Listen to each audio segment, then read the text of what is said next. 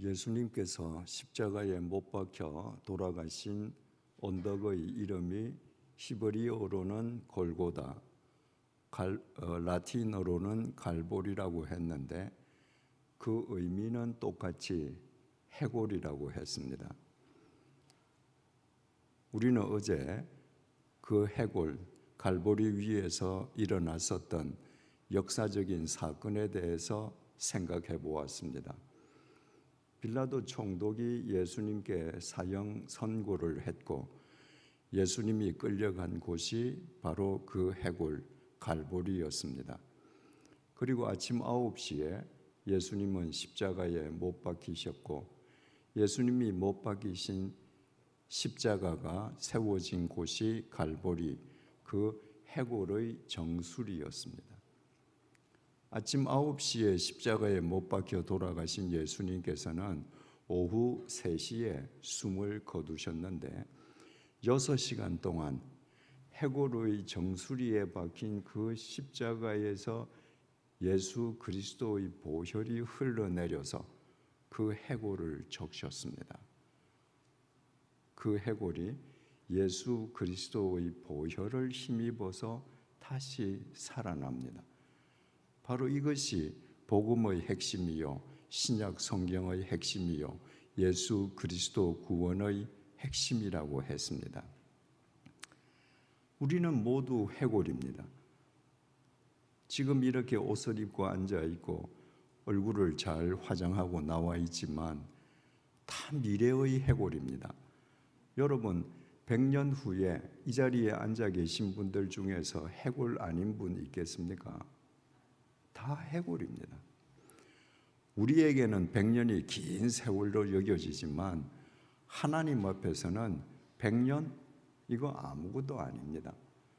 왜 모든 인간이 해골이 되었습니까? 죄의 싹시 사망이기 때문입니다. 아담과 하와의 죄로 인해서 우리는 모두 죄인으로 태어났고 죄성 속에서 죄를 범하면서 살았습니다.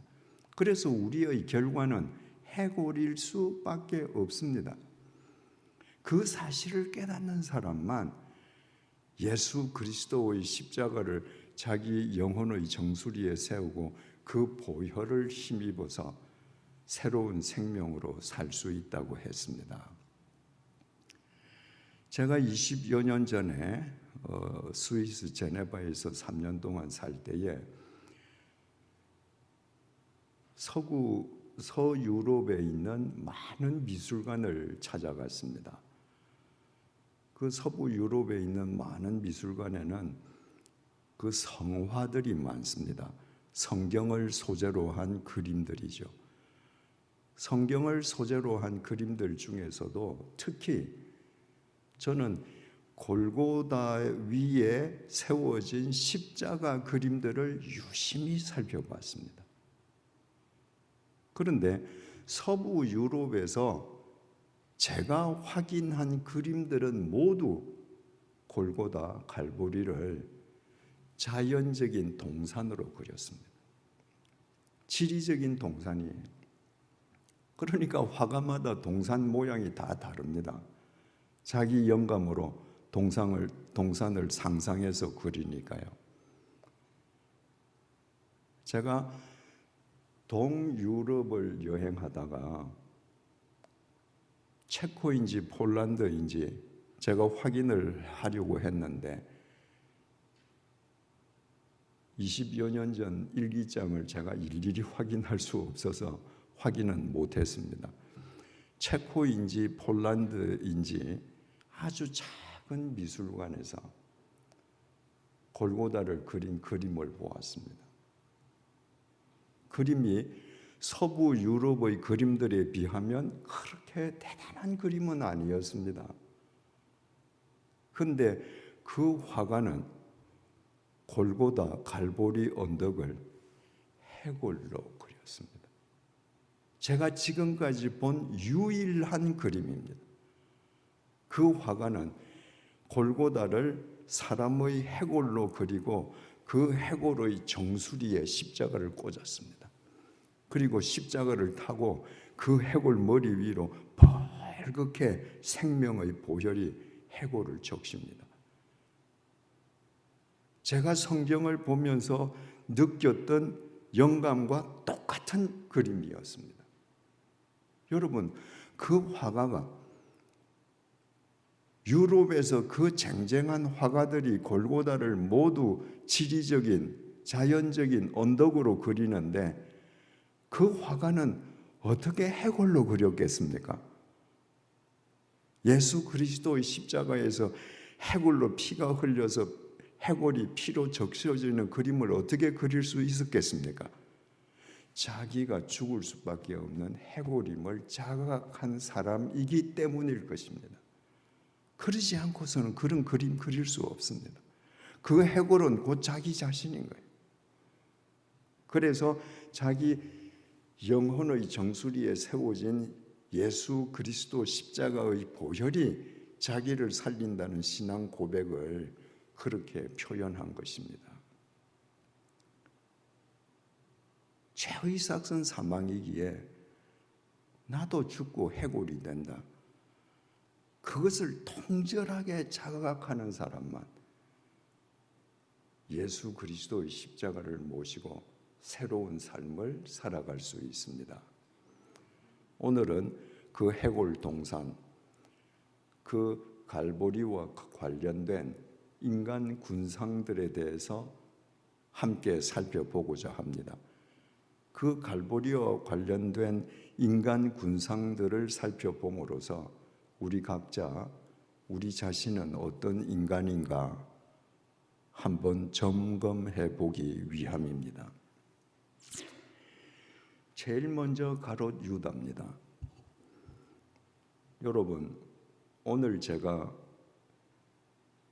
이 시점 현재 세계 인구가 얼마인지 검색을 했더니 80억이 넘는 것으로 나왔습니다.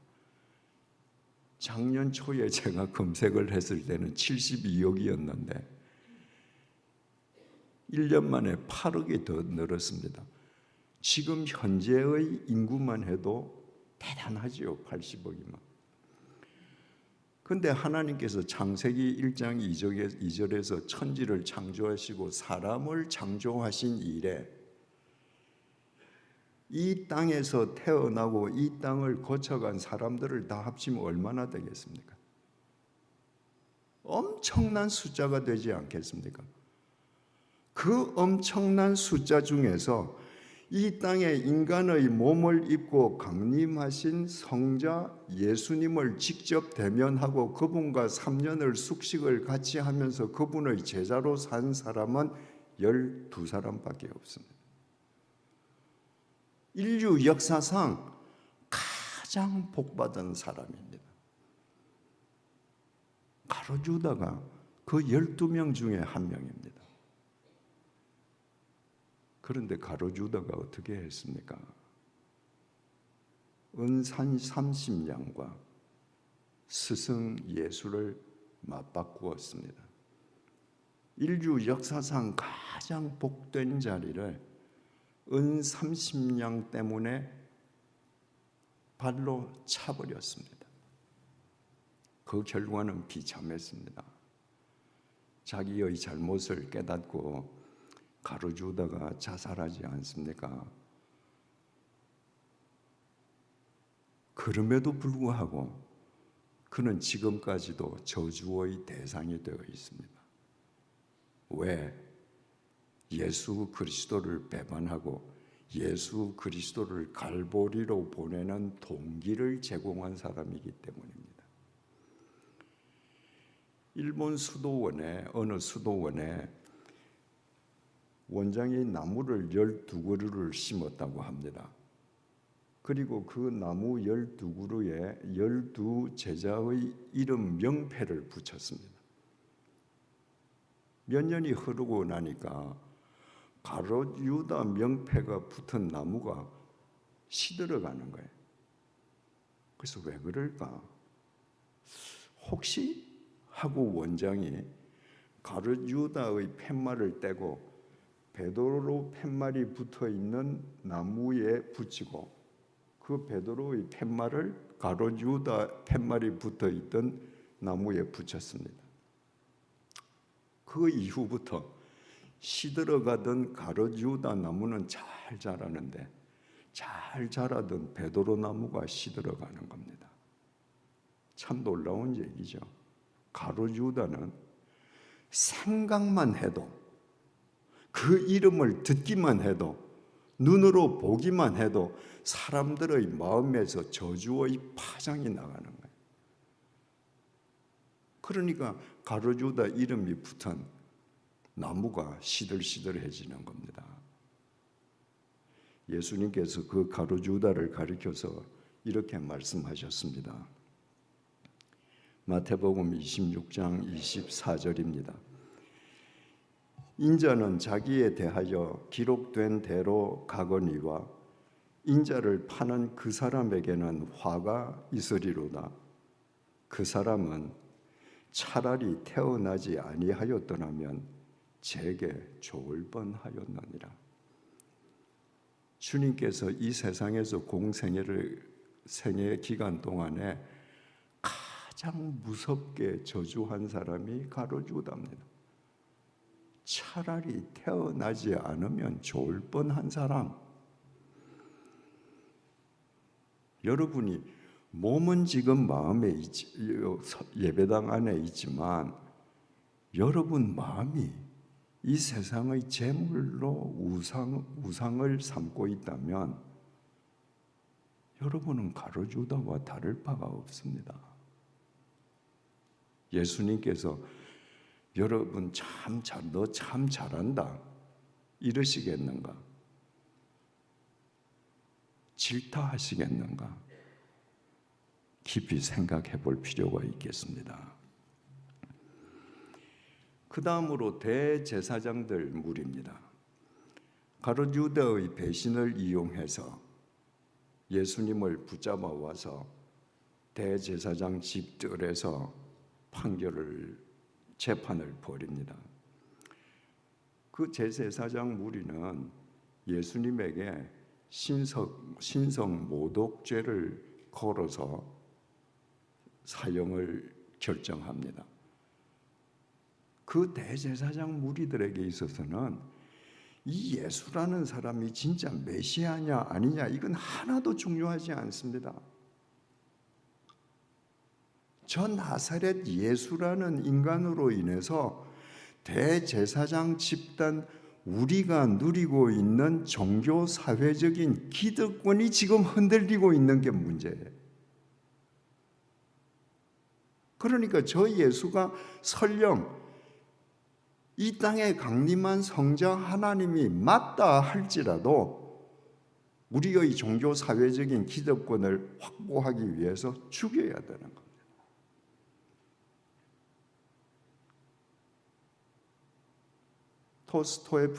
도스토옙스키가 쓴 카라마조프의 형제에 기가 막힌 얘기가 나옵니다. 주님께서 고통받는 러시아 국민들을 위해서 재림하시기로 결심하시고 러시아 교회 지도자들에게 통보하셨습니다. 내가 이제 다시 재림한다고. 러시아 교회 지도자들이 모여서 회의를 했습니다. 그리고 그 대표자가 예수님을 찾아가서 이렇게 말합니다. 예수님, 이렇게 빨리 오시면 어떡합니까? 좀 더 있다 오셔야죠. 예수님이 빨리 오시면 그들은 좋은 것이 아니라 예수님이 오시는 즉각 자기들이 지금 누리고 있는 종교 사회적인 기득권이 날아갈게 두려웠던 겁니다. 도스토옙스키는 자기 당시에 타락한 러시아 정교회 사제들을 소설 속에서 그렇게 공박했습니다. 그러나 뭐니 해도 타락한 제사장의 원조는 예수님을 죽음에 몰아넣었던 대제사장들입니다. 유럽의 문학에서 타락한 대제사장의 원형으로 그들이 얼마나 자주 언급되었는지 모릅니다. 여러분, 내 신앙 연륜이 아무리 길고 내가 교회에서 아무리 중요한 직분을 갖고 있다 할지라도 내 기도권을 지키기 위해서 진리의 한 부분을 내가 지금 부정하고 있다면 내가 타락한 대제사장입니다. 진리는 모두를 지켜야 하는 것이기에 진리의 한 부분이라도 부정하면 그것은 진리의 모두를 부정하는 것입니다. 그래서 그 대제사장 집단이 예수님을 갈보리에 보내는데 일익을 담당했습니다. 예루살렘 군중들이 있습니다. 마태복음 21장 6절에서 11절을 잘 들어보십시오. 제자들이 가서 예수께서 명하신 대로 하여 나귀와 나귀 새끼를 끌고 와서 자기들의 겉옷을 그 위에 얹으매 예수께서 그 위에 타시니 무리의 대다수는 그들의 겉옷을 길에 펴고 다른 이들은 나뭇가지를 베어 길에 펴고 앞에서 가고 뒤에서 따르는 무리가 소리 높여 이르되 호산나 다윗의 자손이여 찬송하리로다 주의 이름으로 오시는 이여 가장 높은 곳에서 호산나 하더라. 예수께서 예루살렘으로 들어가시니 온 성이 소동하여 이르되 이는 누구냐 하거늘 무리가 이르되 갈릴리 나사렛에서 나온 선지자 예수라 하니라. 예수님께서 갈보리에서 십자가에 못 박히시기 닷새 전에 예루살렘에 입성하시는 장면입니다. 예수님께서 지금 타고 계시는 건 나귀 새끼예요. 예수님이 깔고 앉은 것은 가죽 안장이 아니라 냄새나는 빈민 제자들의 겉옷입니다. 예수님이 탄 새끼 나귀가 걸어가는 그 앞에는 붉은 카페트가 깔려 있는 것이 아니라 그 사람들이 던진 자기 옷 그리고 사람들이 던진 나뭇가지들입니다. 그런데 예루살렘 사람들이 그 예수를 보고 이게 지금 코미디 같은 장면인데 그 예수를 보고 호산나라고 열광적으로 환영합니다. 호산나는 지금 구원해달라는 겁니다. 그리고 예수님께서 예루살렘 성에 딱 들어가시니까 온 성이 소동했다고 되어 있습니다.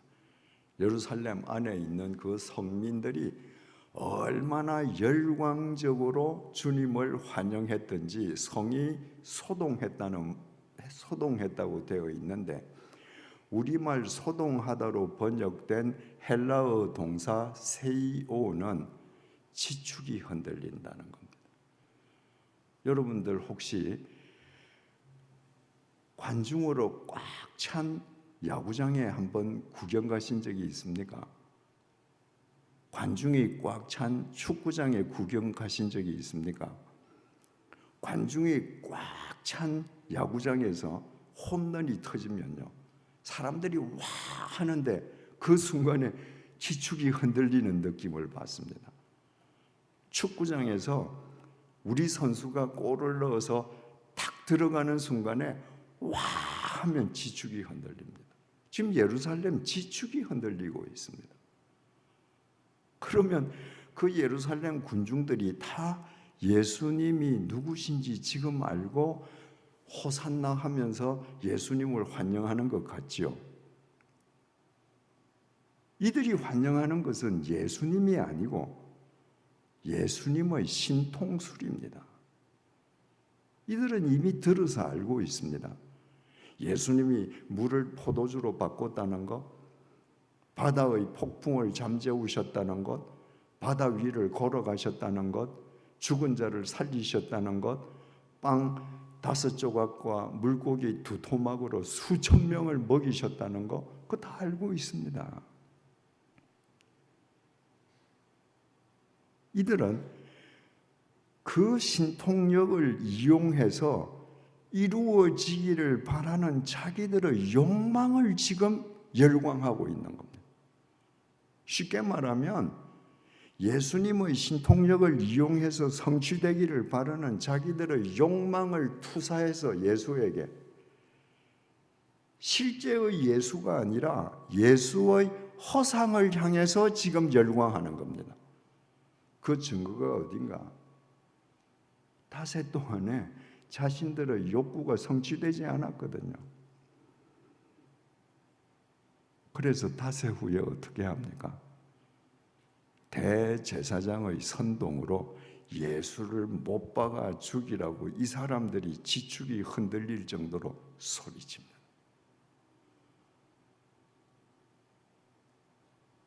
자기 욕망에 사로잡혀 있으니까 대제사장 무리가 거짓 모함으로 선동하는데 간단하게 선동당하는 무지를 범했습니다. 여러분은 지금 예수를 믿습니까? 아니면 여러분의 욕망을 투사시킨 예수의 허상을 믿습니까?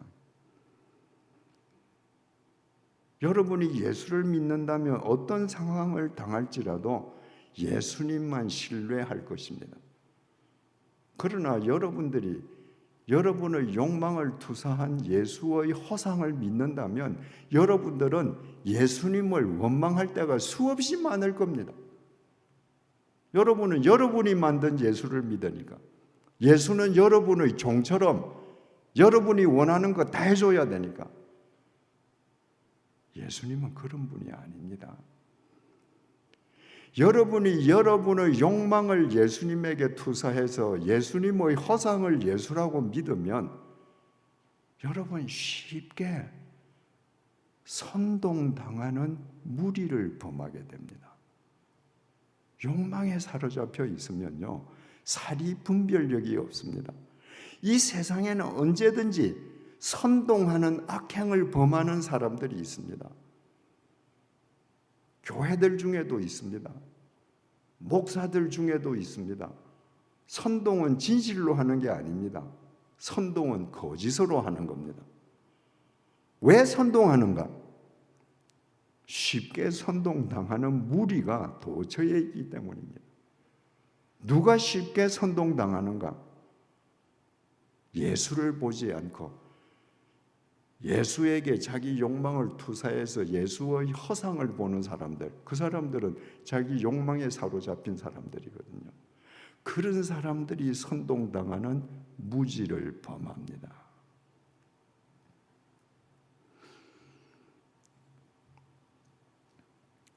그 다음에는 빌라도 총독입니다. 대제사장 무리가 그들의 종교법에 의해서 예수님에게 사형을 결정했지만 식민지 백성인 대제사장 무리에게는 사형 집행권이 없었습니다. 사형 집행권은 오직 한 사람, 로마 제국이 파견한 빌라도 총독, 그만 가지고 있었습니다. 그래서 대제사장 무리가 빌라도에게 예수를 끌고 간 겁니다. 빌라도 총독이 예수님을 신문했습니다. 로마 제국의 실정법을 어긴 죄를 범한 게 없었습니다. 예수님은 무죄였습니다. 그래서 빌라도 총독이 예수님을 풀어주려고 했습니다. 왜? 무죄인 사람을 보호해주고 무죄인 사람을 풀어주는 것이 총독의 책임이거든요. 그런데 예수님을 풀어주려고 하자 밀란이 날 것처럼 보였습니다. 왜? 대제사장 무리에게 선동당한 예루살렘 군중들, 닷새 전에 예루살렘을 향해서 호산나라고 그렇게 열광하던 사람들, 그 사람이 못 박아 죽이라고 소리 지르거든요. 마태복음 27장 24절입니다. 빌라도가 아무 성과도 없이 도리어 밀란이 나려는 것을 보고 물을 가져다가 무리 앞에서 손을 씻으며 이르되 이 사람의 피에 대하여 나는 무죄하니 너희가 당하라. 빌라도는 분명히 예수의 무죄를 알았습니다. 풀어주려고 했습니다. 그러나 대제사장 집단들에게 선동을 당한 예루살렘 군중들이 밀란을 일으키려는 것을 보고 마음을 바꿨습니다. 그리고 물이 들어있는 대야를 가져오게 했습니다. 그리고 손을 씻으면서 자, 너희들 원하는 대로 사형시켜. 그러나 이 사람 피에 대해서 나는 죄가 없어. 손 씻었어. 너희들이 다 당해. 그래서 빌라도 총독이 손 씻어서 죄가 없습니까? 그는 자유해졌습니까? 그렇지 않습니다. 갈보리에서 예수님에게 양손과 양발에 못을 대고 망치를 두드린 사람은 로마 제국의 군인들입니다. 예수님을 그 현장에서 직접적으로 죽인 사람들은 로마 제국 군인들입니다. 그런데 우리는 어떻게 사도신경을 통해서 빌라도 총독을 고발합니까? 사도신경입니다. 본디오 빌라도에게 고난을 받으사 십자가에 못 박혀 죽으시고 예수를 죽일 것인가 사형 언도를 내릴 것인가 말 것인가 그 유일한 책임자는 빌라도 총독이었습니다. 그는 그 책임을 유기했습니다. 사람들이 무서워서 그 책임을 다하지 않았습니다. 그래서 기독교인들은 전 세계에서 프랑스든 영국이든 저 아프리카든 사도신경을 통해서 빌라도를 고발하고 있습니다. 얼마나 무서운 저주입니까? 여러분, 기독교인들의 사도신경에 대한 빌라도 총독에 대한 고발은 인류의 역사가 종말을 맞을 때까지, 다시 말해서 주님께서 재림하실 때까지 계속될 것입니다. 아마 가보신 분이 계실지도 모르겠습니다만은 스위스의 루체른이라는 도시가 있습니다. 그 루체른에 그림같이 아름다운 호수가 있는데요. 그 호수 옆에 또 산이 하나 있습니다. 그래서 한국 여행사들이 한국 관광객들을 주로 그 산으로 많이 데리고 갑니다. 그 산 위에서 밑으로 루체른 호수를 내려다보면 정말 기가 막히죠. 그 산 이름이 필라투스입니다. 필라투스는 빌라도의 라틴어 이름입니다. 왜 그 산이 빌라도가 되었는가? 빌라도가 예수에게 사형을 선고하고 지는 죄 없다 했는데 하나님께서 용서하지 않으셔서, 이거는 유럽 사람들이 이야기하는 전설입니다. 하나님께서 용서하지 않으셔서 빌라도가 죽은 뒤에 그 영이 구원받지 못하고 이리저리 떠돌아다니다가 어느 날 루체른 그 산에 탁 부딪혀서 떨어졌다. 그래서 그 산 이름이 필라투스, 빌라도가 되었습니다. 전설 속에서도 빌라도는 이렇게 저주받는 사람이 되었습니다. 그의 잘못은 자기에게 맡겨진 책임을 유기한 겁니다. 여러분 지금 무슨 책임지고 있습니까? 자식을 키우는 책임, 가정을 지키는 책임, 조직을 운영하는 책임, 공직을 수행하는 책임, 여러분이 그 책임을 다하지 아니하면 그것은 빌라도가 여론이 무서워서 무죄인 줄 알면서 예수에게 사형을 선고한 것과 똑같습니다. 하나님께서 에덴 동산을 창설하시고 이 동산에 있는 거 모든 거 다 먹어도 되는데 이 나무는 먹으면 안 돼. 선악과는 먹으면 안 돼. 그러면 죽어. 그 말씀을 하실 때 하와는 창조되지 않았습니다. 하나님께서는 그 명령을 아담에게만 하셨습니다. 그 다음에 하나님께서 아담의 돕는 배필로 하와를 창조하셨죠. 그 하와가 뱀의 유혹에 빠져서 그 선악과를 먹었습니다. 그리고 남편에게 줬습니다. 남편도 먹었습니다. 여러분, 우리가 논리적으로 따지자면 누구의 죄예요? 여자의 죄입니다. 성경은요, 남자의 죄라고 정의합니다. 왜?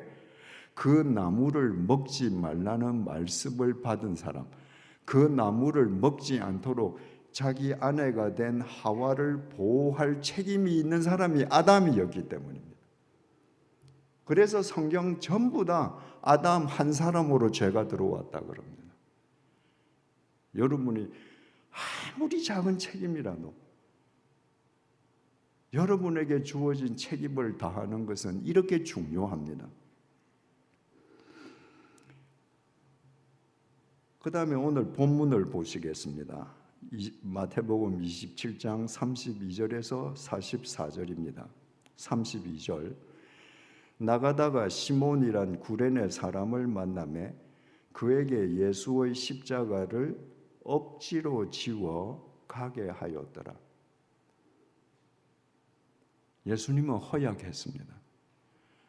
옛날 사형수들은 자기가 못 박힐 사형 틀을 치고 사형장까지 가야 했습니다. 다른 강도들은 건장하게 자기 사형틀을 지고 가는데 예수님은 지고 가지를 못했습니다. 허약해서 쓰러졌습니다.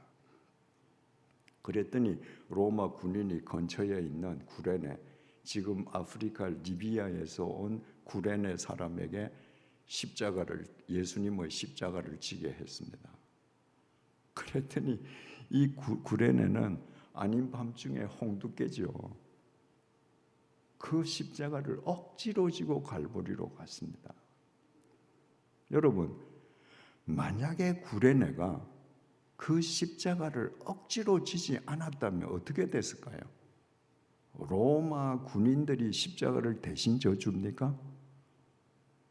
아닙니다.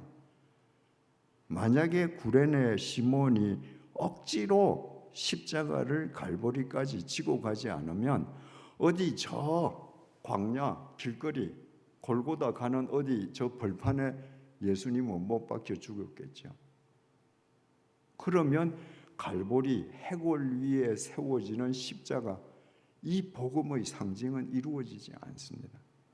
여러분, 십자가는 억지로 지는 겁니다. 내가 십자가를 억지로 지기 때문에 누군가가 행복해집니다. 그 사람이 십자가를 억지로 지기 때문에 내가 행복해집니다. 십자가를 져본 사람이 또 집니다. 왜? 내가 십자가를 진 결과로 누구에겐가 하나님의 사랑의 열매가 맺는 것을 보았기 때문에 또 십자가를 지는 거예요. 33절에서 34절입니다. 골고다, 즉 해골의 곳이라는 곳에 이르러 쓸개탄 포도주를 예수께 주어 마시게 하려 하였더니 예수께서 맛보시고 마시고자 하지 아니하시더라. 어제 우리 살펴봤죠. 쓸개탄 포도주는 로마 제국이 십자가에 못 박혀 죽는 사형수에게 베푸는 마지막 자비, 이 쓸개를 탄 포도주가 진통제 혹은 마취제 역할을 하거든요. 예수님께서 사형하셨습니다. 왜? 죄의 싹슨 사망이기에 그 인간들을 위해서 주님께서 그 인간의 죄값을 대신 치르시기 위해서 십자가의 제물로 돌아가시니까 십자가의 그 고난의 고통을 100% 받으셔야 우리에게 100% 구원이 임하는 것이지, 주님께서 그 구원을 한 80%만 받으신다, 경감시킨다, 구원이 완전해질 수 없는 겁니다. 35절에서 36절, 그들이 예수를 십자가에 못 박은 후에 그 옷을 제비 뽑아 나누고 거기 앉아 지키더라. 어제 말씀드렸죠. 사형수의 옷은 복을 가져다 준다는 속설이 있었습니다. 그래서 사형수 십자가에 그 못 박혀 죽는 그 사형수를 못 박으면 거기에 동원된 그 군인들이 어떤 옷을 가져갈 것인지 항상 서로 신경이를 벌리는 겁니다. 그래서 이 사람들은 지금 제비를 뽑습니다. 누가 먼저 뭘 가져갈는지. 그리고 거기 앉아 지키더라. 이 사람들은 옷 제비 뽑고 예수님을 못도 박습니다. 근데 누군지 모르고 못 박아요. 그리고 거기에 앉아 지킵니다. 거기 앉아 지키는 일이 얼마나 무의미하고 쓸데없는 짓인지 이 사람들은 모릅니다. 여러분들은 매일매일을 살면서 그게 무슨 의미인지, 여러분이 하시는 일이 정말 의미 있고 쓸데있는 일인지 생각하시면서 삽니까? 이 군인들은 이렇게 제비를 뽑아 나누고 아무것도 모르고 그냥 우두커니 그냥 지키고 앉아 있는데, 마가복음 15장 39절은 이렇게 증언합니다. 예수를 향하여 섰던 백부장이 그렇게 운명하심을 보고 가로되 이 사람은 진실로 하나님의 아들이었도다 하도다. 그 예수님을 못 박아 죽이는 군인들을 통솔하는 백부장은 예수님을 보고 이분이 진짜 하나님의 아들이시다. 여러분, 사형을 집행하는 백부장이 얼마나 많은 사람을 사형 집행시켰겠습니까? 얼마나 많은 사람이 사형을 당해 죽는 마지막 순간까지 다 받겠습니까? 그런데 예수님은 십자가에 당신을 못 박는 로마 군인들을 보고 하나님을 향해서 아버지 저들의 죄를 용서 좀 해주십시오. 저 사람들은 자기 하는 짓을 모릅니다. 백부장은 그런 소리 처음 들었습니다. 그리고 그분이 담담하게 십자가에 못 박혀서 피를 흘리시고 돌아가시는 그 모습을 보고 이건 신의 아들이 아니면 할 수 없는 일이에요. 여러분 보세요. 똑같은 현장입니다. 똑같은 로마군 소대에 속한 사람들이에요. 다른 군인들은 예수 못 받고 그 옷 어떤 옷 가질까 지금 제비 뽑고 그리고 아무 의미도 없이 우두커니 지키고 있는데, 그 중에서 백부장은 이분은 하나님의 아들이시다 고백합니다. 똑같은 현장에 있는데 이렇게 갈렸습니다. 37절, 그 머리 위에 이는 유대인의 왕 예수라 쓴 죄패를 붙였더라. 십자가에 못 박혀 죽는 죄수들은 그 빌라도 법정에서 이제 딱 형이 선고가 되면 거기서부터 십자가를 메고 사형장까지 갈 때까지 목에다 죄패를 걸고 가야 합니다. 예를 들면 성폭행범일 경우에 목에 죄패를 성폭행 3범 이러고 거는 겁니다. 그렇게 철저하게 수치를 주는 겁니다. 예수님의 목에 걸린 죄패는 유대인의 왕이었습니다.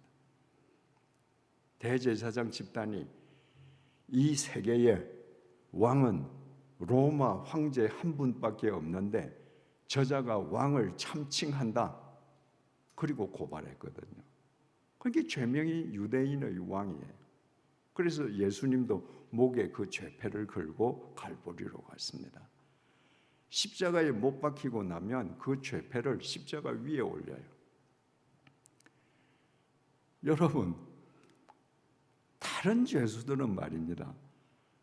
그 성폭행범 죄패를 목에 걸고 사형장까지 가는 것도 수치스러운데 못이 박히고 나서 그 머리 위에 십자가 위에 그 죄패가 딱 붙어 있으면 숨이 끊어지는 순간까지 얼마나 모독적이겠습니까? 그런데 그 모독을 받으라고 예수님에게 유대왕 죄패를 목에 걸어드리고 십자가에 못 박고 나서는 십자가 위에 붙였는데 그 십자가에서 죽임당하신 예수님께서 죽음을 깨트리고 부활하심으로 유대인의 왕을 넘어 만왕의 왕이 되셨습니다.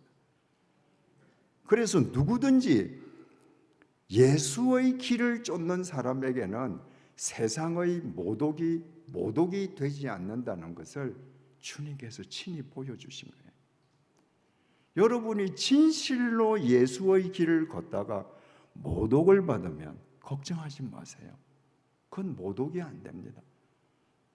어느 날 주님께서 그것을 사람들 앞에서 영광으로 바꿔주실 겁니다. 38절입니다. 이때에 예수와 함께 강도 둘이 십자가에 못 박히니 하나는 우편에 하나는 좌편에 있더라. 성자 하나님께서 인간의 죄값을 대신 치르시기 위한 십자가의 제물로 못 박히신다고 해서 하나님께서 그 예수님의 십자가를 특별석을 마련해서 그 특별석에 십자가가 세워지게 하신 게 아닙니다.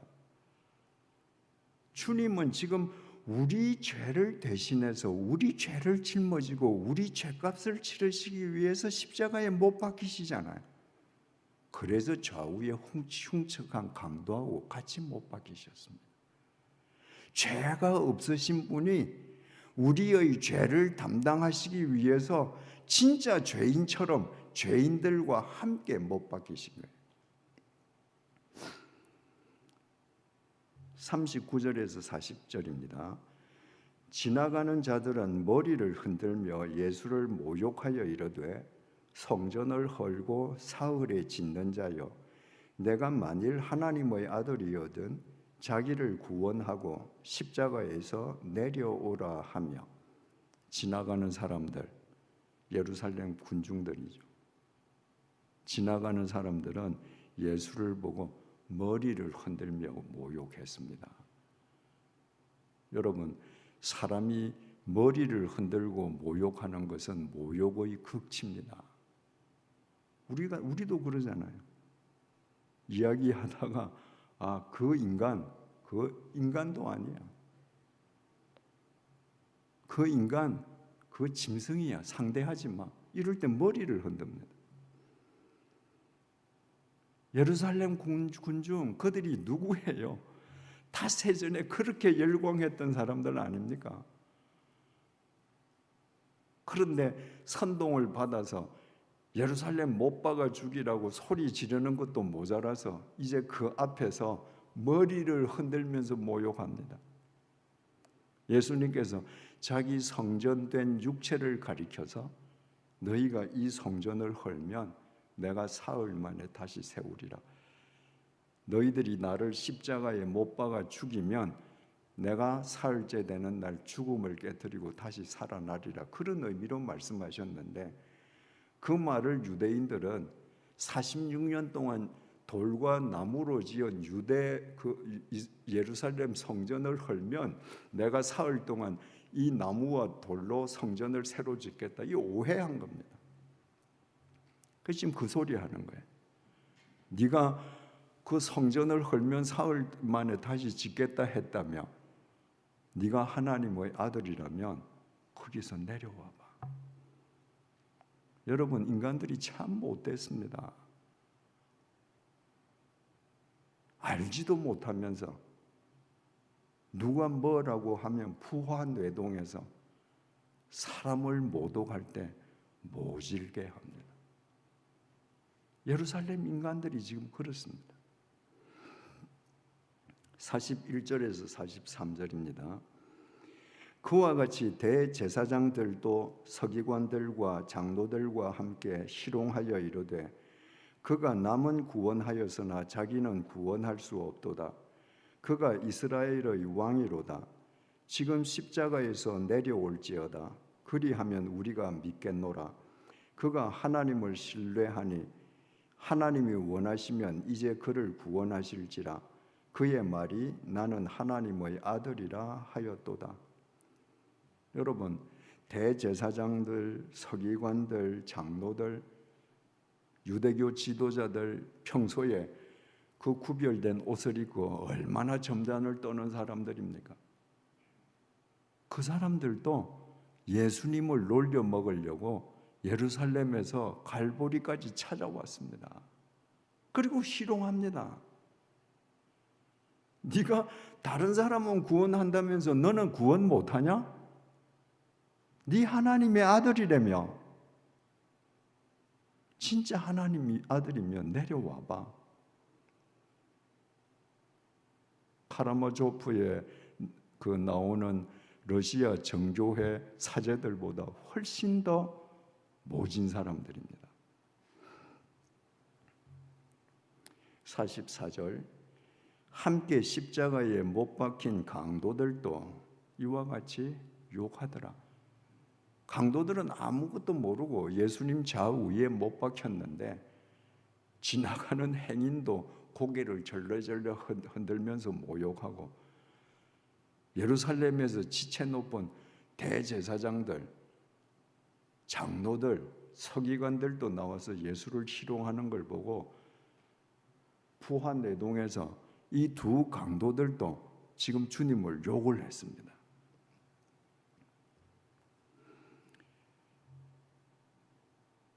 시간이 흐르면서 우측 강도에게 변화가 일어났습니다. 누가복음 23장 42절에서 43절입니다. 이르되 예수여 당신의 나라에 임하실 때에 나를 기억하소서 하니 예수께서 이르시되 내가 진실로 네게 이르노니 오늘 네가 나와 함께 나군에 있으리라 하시니라. 마태복음 27장 44절에는 분명히 양쪽 강도들이 함께 예수님을 욕했다고 되어 있잖아요. 그건 못 박힌 직후 처음에는 욕을 했습니다. 그런데 시간이 경과한 다음에 우측 강도의 심경의 변화가 일어났습니다. 여러분, 아까 예수님께서 자기의 형틀 십자가를 메고 가시는데 허약해서 그 십자가를 다 메고 가지 못해서 쓰러지셨다고 그랬잖아요. 보통 2000년 전에 죄수가 사형틀에 못이 박히면 그 횡격막이 그 목을 조아서 이렇게 몸이 처지면서 죽을 때까지 평균 사흘이 걸렸다고 그럽니다. 근데 예수님은 6시간 만에 돌아가셨잖아요. 근데 그 십자가에 못 박히는 사형수에게 로마 제국이 마지막으로 베푸는 자비는 모략탄 포도주를 주는 것이고 진통제, 마취제를 주는 것이고, 십자가에 못 박힌 사형수에게 로마 제국이 주는 특권은 숨이 끊어지기 전까지 로마 황제를 제외하고는 누구든지 욕을 해도 허락해 줬습니다. 그러니까 사흘 동안, 근 72시간 동안 지금 못이 박혀서 악에 박힌 이 사형수들이 온갖 욕설을 다 내뱉는 겁니다. 그러니까 사형수들이 십자가에 못 박히는 날이면 예루살렘 사람들은 그 사형수들이 욕하는 재미로 나가서 구경하는 거예요. 뭐 어떤 사형수는 우리 옆집에 있는 김씨 있지, 그거 겉으로는 번지르르하게 보이지, 근데 그 사람은 아주 나쁜 사람이야. 그 사람 옛날에 누구 집 돈 얼마 훔쳤어. 뭐 진실이든 아니든 온갖 소리를 다 하는 겁니다. 그러니까 이 두 강도도 분명히 그렇게 욕을 하고 있을 터인데 예수님은 한마디도 욕을 하지 않으십니다. 누구도 저주하지 않으십니다. 그리고 저들을 용서해달라는 소리를 백부장보다 더 가까이서 들었습니다. 아, 이분은 나와 다른 분이다. 그래서 자기의 영혼을 그에게 의탁했습니다. 똑같은 강도인데 똑같은 현장에서 못 박혀서 지금 똑같이 죽어가는데 그들도 이렇게 갈렸습니다. 제자들입니다. 제자들은 전날 밤에 예수님과 최후의 만찬을 끝내고 겟세마네 동산에서 기도하러 갈 때까지만 해도 이 세상 사람들이 모두 다 버린다 할지라도 우리는 주님을 절대 버리지 않는다고 호언장담했던 사람들입니다. 근데 베드로는 대제사장 집 뜰에서 예수님을 처음에는 부인하고 예수님을 부인해도 상대가 안 믿으니까 두 번째 맹세하고 부인하고. 유대인이 뭐로 맹세합니까? 하나님의 이름으로 맹세하는 거예요. 하나님의 이름으로 나 저 사람 몰라 맹세해. 그래도 상대가 안 믿으니까 세 번째 부인하고 맹세하고 저주했습니다. 저 저주받을 인간 나는 절대 몰라. 하나님의 이름으로 맹세해. 그것뿐만이 아니었습니다. 예수님께서 십자가에서 못 박히시는 현장에서 다 도망갔습니다. 요한 사도 한 명을 빼고. 왜? 지금 예수님께서 왕을 참칭하다가 국사범으로 지금 십자가에 못 박혀 돌아가셨으니까 그 불독이 자기네들한테 튈 수 있거든요. 예전에 공화당 말기에 김재규 정보부장의 그 권력이 하늘을 날아가는 새도 떨어뜨리지 않았습니까? 대한민국에서 사업을 한다는 사람치고 공직자 중에 출세하겠다는 사람치고 김재규 정보부장에게 줄을 대고 싶어서 안달 안 난 사람이 있습니까? 근데 그분이 박정희 대통령 시해범으로 밝혀졌습니다. 그와 친하게 지나던 사람들도 모두 연을 끊었습니다. 난 모른다 그랬습니다. 왜? 대통령을 죽인 사람하고 내가 친한 게 소문나면 내게 무슨 불이익이 있을 줄 모르거든요. 제자들 다 도망갔습니다. 그런데 십자가에 못 박히신 주님께서 요한이 한 명 남은 걸 보고 요한에게 자기 생모 마리아를 부탁합니다. 그랬더니 요한이 마리아가 죽을 때까지 그 마리아를 자기 집에 모셨습니다. 그 절체절명의 순간에 예수님께서 십자가에서 돌아가시는 그 절체절명의 순간에 자기 목숨을 부지하기 위해서 도망가는 대다수의 제자들, 그 죽어가는 예수의 명령에 순종해서 예수의 어머니를 거둬들이는 요한, 그들도 갈렸습니다. 아리마대 요셉과 니고데모 갈릴리 여인들이 있습니다. 마침내 십자가의 예수님께서 운명하셨습니다. 예수님의 장례를 준비해야 되는데 예수님의 장례를 준비해야 될 직계 제자들은 다 도망갔습니다. 그래서 아리마대 부자 요셉이 나섰습니다. 아리마대 부자라는 게 중요합니다. 여러분, 부자는 위기가 닥치면 몸을 사립니다. 예수가 왕을 참칭한 국사범으로 죽었으면 아리마대 지방의 거부 요셉은 예수하고 모르는 척 해야 돼요. 그런데 마가복음 15장 43절에서 45절이 이렇게 증언합니다. 아리마대 사람 요셉이 와서 당돌이 빌라도에게 들어가 예수의 시체를 달라 하니 이 사람은 존경받는 공회원이요 하나님의 나라를 기다리는 자라. 빌라도는 예수께서 벌써 죽었을까 하고 이상히 여겨 백부장을 불러 죽은 지가 오래냐 묻고 백부장에 알아본 후에 요셉에게 시체를 내주는지라. 이 아리마대 요셉이 빌라도에게 가서 당돌하게 시체를 나한테 주세요. 이 당돌하게라는 말이 헬라어로 톨마오라고 기록되어 있는데 감시라는 말입니다. 평소에는 할 수 없는 일이에요. 그런데 예수님이 죽었는데 제자들은 한 명도 없습니다. 예수님 시체만 덩그러니 있는 거예요. 그래서 아리마대 요셉이 감히 총독을 찾아가서 국사범으로 죽은 예수의 시체를 나한테 주시오 부탁을 했습니다. 그랬더니 그 말을 들은 빌라도가 예수가 벌써 죽었다는 말을 듣고 깜짝 놀랐습니다. 아까 말씀드리지 않았습니까? 십자가에서 못 박힌 사형수들이 평균 사흘이 지나서 죽는데 6시간밖에 안 죽었는데 예수 죽었으니까 시체를 달라니까 믿을 수가 없었던 거예요. 그래서 자기 부하에게 야, 예수 진짜 죽었는지 확인해. 진짜 죽었습니다.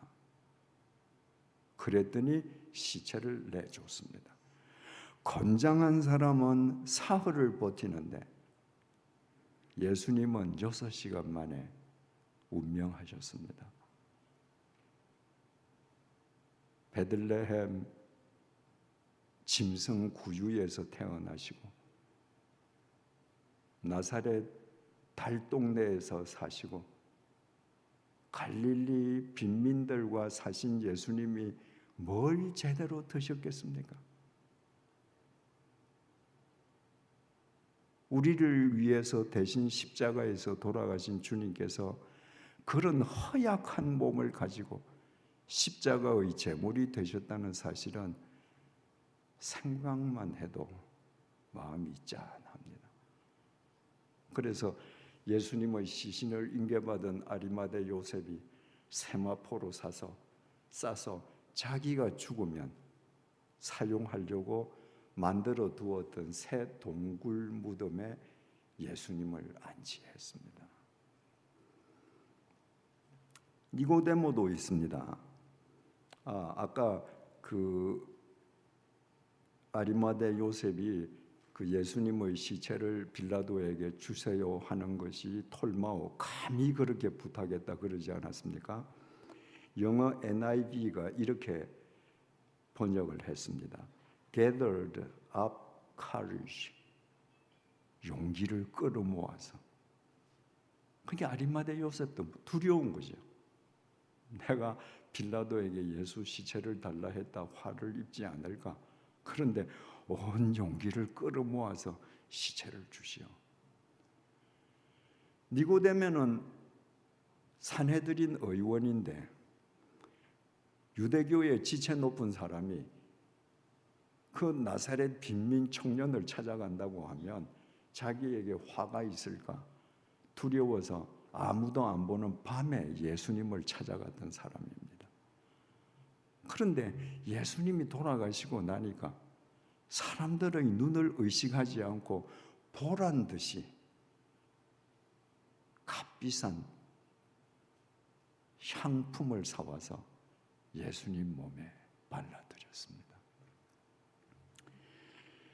누가복음 23장 55절에서 56절 상반절입니다. 갈릴리에서 예수와 함께 온 여자들이 뒤를 쫓아 그 무덤과 그의 시체를 보고 돌아가 향품과 향유를 예비하더라. 갈릴리에서부터 예수님을 쫓아온 여인들이 있었습니다. 이 여인들이 주님 십자가에 못 박히시는 거 멀리서 보고, 아리마대 요셉이 예수님의 시신을 인계받아서 세마포 싸서 동굴 속에 안치하는 거, 니고데모가 향품을 넣는 거 다 봤습니다. 예수님의 동굴 무덤이 어딘지 다 아는 거예요.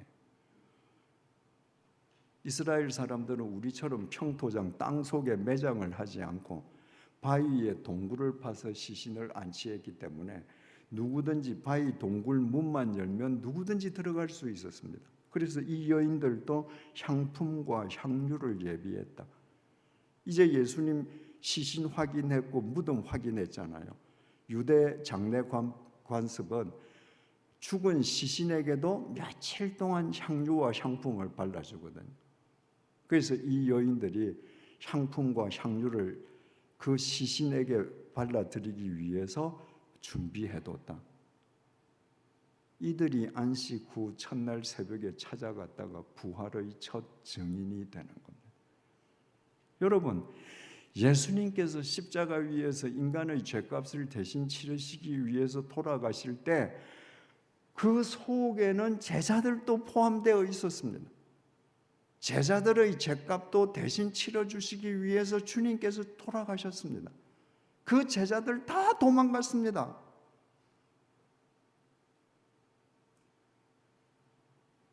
그리고 다른 사람들이 주님의 장례식을 치르고 다른 사람들이 주님의 그 동굴 속 무덤에 안치된 주님의 시신에 발라줄 향품과 향유를 발랐습니다.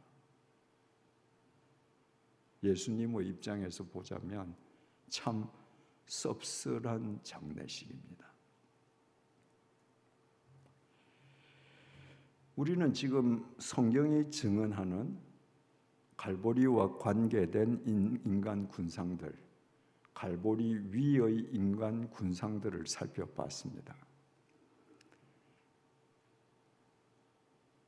지금까지 등장한 이 모든 인간들, 이 모든 그 사건들은 이 세상의 축소판입니다. 주님의 제자면서도 은 30냥 때문에 예수를 팔아먹은 가룟유다, 자신들의 종교사회적 기득권을 지키기 위해서 성자 하나님이냐 아니냐 아무 상관없이 예수를 죽이려고 했던 대제사장 무리들, 사리 분별 없이 자기 욕망에 빠져서 예수에게 열광했다가 자기네들의 욕망이 성취되지 않자 예수를 십자가에 못 박아 죽이라고 했던 예루살렘 군중들, 예수를 십자가에 못 박고 그 옷을 누가 가질까 제비를 뽑고 아무 의미도 없이 그 앞을 우두커니 지니고 있는 로마 군인들, 예수님을 보면서 고개를 절레절레 흔들면서 모욕하는 예루살렘 행인들, 그 지체놓고 평소에 점잔을 떨던 사람이 자신들이 그렇게 정오하던 예수가 못 박히니 어떻게 죽어가는가 보려고 갈보리까지 찾아와서 예수님을 희롱했던 대제사장들과 서기관들과 장로들, 그들 가운데, 그 인간 군상들 가운데 예수를 향해서 저분이 하나님의 아들이시라고 고백하는 백부장, 당신의 나라에 나도 들어가게 해달라고 자기 영혼을 의탁하는 우측 강도, 예수님의 어머니를 끝까지 책임지는 요한 사도, 국사범으로 죽은 예수의 시체를 감히 빌라도에게 달라고 해서 장사 치르는 아리마대 요셉, 그 예수에게 향품을 발라주는 니고데모 의원, 멀리서 그 모든 것을 지켜보는 갈릴리 여인들. 이처럼 그날 갈릴리 위에서는 선동과 모함, 조롱과 출행랑, 배신과 순종이 낱마처럼 뒤엉켰습니다. 주님에게 순종하는 사람은 극소수였고 모두 그 위에서 추태를 부린 사람들입니다. 그런데 여러분, 이 사람들은 2000년 전에 그 현장에서 그 시점에서 지금 이런 짓들을 하고 있는데 우리는 지금 2000년이 지난 시점에서 그거 보고 있잖아요. 왜 이 사람들이 이렇게 예수를 괴롭히고 모독하고 몹쓸짓을 했겠습니까? 그들이 해골이라는 걸 몰랐던 거예요. 2000년이 지난 오늘날 우리가 이 갈보리를 보면 해골, 갈보리 위에서 대제사장 해골, 장로 해골, 서기관 해골, 군인 해골, 예루살렘 군중 해골, 그들이 그런 추태를 벌린 거예요. 왜? 그들 지금 다 해골 아닙니까? 해골 위에서 해골들이 추태를 부립니다. 무엇을 몰랐기에? 자기들도 미국의 해골이라는 걸 몰랐습니다. 그 해골을 구원해 주시러 오신 예수를 몰랐습니다. 자기네들이 해골인지 몰랐으니까. 여러분, 그 우스꽝스러운 해골들의 모습이 우리 자신들의 모습 아닙니까? 주님을 믿는다고 하면서 조금만 불리하면 주랭랑 쳐버리고, 주님께서 내게 주신 책임을 사람들의 눈이 무서우면 유기해버리고, 말로는 예수를 믿는다고 하는데 내 욕망을 투사한 내가 만든 예수의 허상을 믿고, 내 기독권을 지키기 위해서 예수의 말은 얼마든지 짓밟을 수 있고, 우리 자신들의 모습 아닙니까? 만약에 이것이 사실이라면 우리가 똑같이 2000년 전에 갈보리 해골 위에서 해골들이 추태를 부린 것처럼 오늘 이 시간에도 우리가 해골의 추태를 부리고 있는 겁니다. 전문 디자이너들이 참고로 보는 전문 서적 가운데에 일루지온이라는 책이 있습니다. 환상이라는 거죠. 오래전에 그 책에 실렸던 그림이 있습니다. 아주 귀 부인이 막 이렇게 막 부푸는 드레스 있지 않습니까? 부푸는 드레스 입고 뭐 온갖 보석을 다 치장하고 머리를 이렇게 산처럼 올리고, 그리고 경대 앞에 앉아서 경대를 들여다보면서 화장을 고치는 그림이에요. 그런데 그 경대 거울 속에는 해골이 들어 있습니다. 참 의미심장한 메시지죠. 그 부인이 아무리 그렇게 가꾸어도 미래의 해골을 가꾸는 거라는 메시지를 그 디자이너가 그렇게 준 거예요. 여러분, 우리가 갖춰 있고 우리가 가꾸고 해도 미래의 해골을 가꾸는 겁니다. 왜 우리가 해골인가? 죄의 싹은 사망이요, 우리는 죄인이기 때문입니다. 그 사실을 알아야, 내가 해골 갈보리인 것을 알아야 예수 그리스도의 십자가를 내 영혼의 정수리에 모시고 새 생명의 사람으로 살아갈 수 있습니다. 살아가는 교우 여러분, 우리 해골임을 잊지 마십시다. 우리 영혼의 정수리에 예수 그리스도의 보혈이 흐르는 그의 십자가를 모십시다. 그때 우리는 갈보리 위에서 추태를 부렸던 인간 군상들이 아니라 예수 안에서 영원한 예수의 작품으로 살아갈 수 있습니다. 기도하시겠습니다. 주님, 오늘 주신 본문 말씀을 통해 2000년 전 갈보리 위에서 벌어진 인간 군상들의 추태를 보았습니다. 그리고 그 인간 군상들의 추태 속에서 나 자신의 실체를 보게 해주셔서 감사합니다. 해골이면서 해골인 줄 모르고 적당하게 믿는 척 하다가 결정적인 순간에 주랭랑치고 예수님을 믿는 것 같지만 실은 나의 욕망을 투사한 예수님의 허상을 붙잡고 살며 바른 길을 걷는 사람을 존경하기는커녕 조롱하여 깎아내리고 여론이 무서워 소명의 삶을 헌신짝처럼 내던진 가정한 인간, 그가 바로 나 자신임을 똑똑히 알게 해주셔서 감사합니다. 내 자신이 갈보리임을, 내 자신이 골고다임을, 내 자신이 해골임을 다시는 잊지 말게 해 주십시오. 내 인생에서 오늘의 본문 속 인간 군상의 추태는 마침표를 찍게 해 주십시오. 해골인 내 영혼의 정수리에 주님의 십자가를 모시고 십자가의 보혈 속에서 십자가의 보혈을 힘입어 살게 해 주십시오. 그리하여 지금까지는 우리의 삶이 비록 인간 군상의 추태였다 할지라도 이제부터는 주님의 영원한 생명의 작품으로 승화되어 가게 도와주십시오. 예수님 이름으로 기도드립니다. 아멘.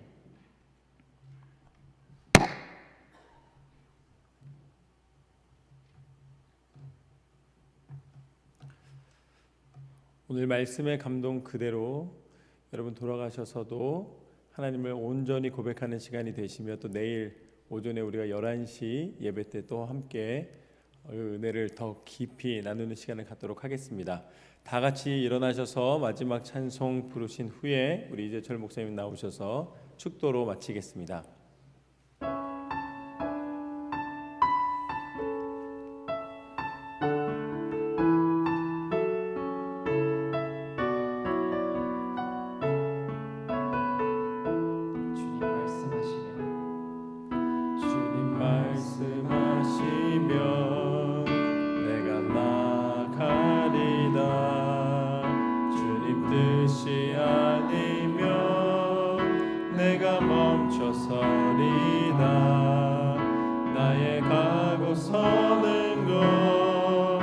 주님 뜻에 있으니 오 주님 나를 이끄소서. 주님 말씀하시면 내가 나가리다. 주님 뜻이 아니면 내가 멈춰서리다. 나의 가고 서는 것 주님 뜻에 있으니 오 주님 나를 이끄소서. 뜻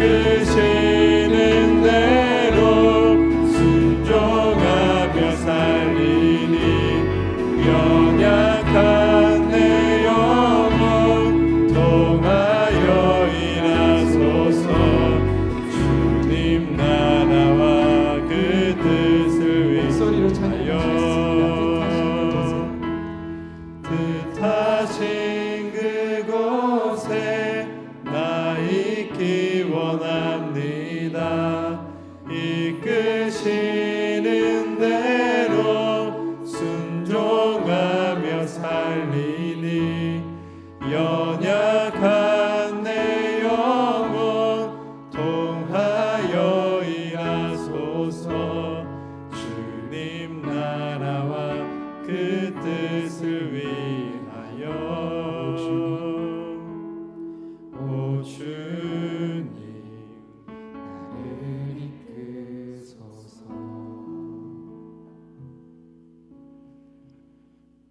우리 주 예수 그리스도의 은혜와 하나님의 사랑과 성령님의 교통하심이 자신이 해골림을 결코 잊지 않으므로 주님 안에서 주님의 작품으로 살아가기를 소망하고 결단하는 주님의 사람들과 갈보리 교회 위에 이제로부터 영원토록 함께해 주시기를 간절히 축원하옵나이다.